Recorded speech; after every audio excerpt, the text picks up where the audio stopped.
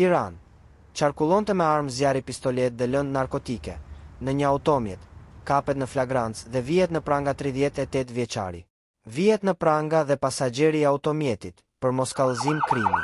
Sekuestrohen arma e zjarrit pistolet, municion luftarak, një sasi prej 304 gram lëndë narkotike kokain, rreth 131 tableta ekstazi, 3 peshore elektronike dhe automjeti.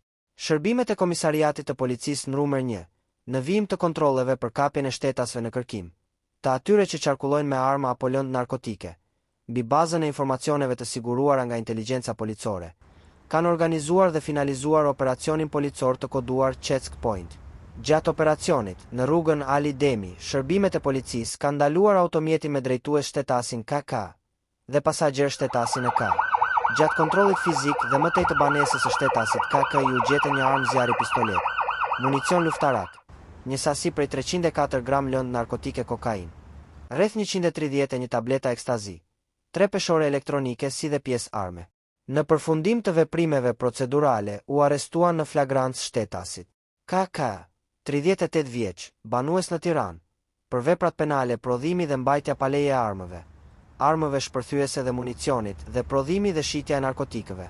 AK 34 vjeç, banues në Tiranë, për veprën penale mos kallëzimi i krimit.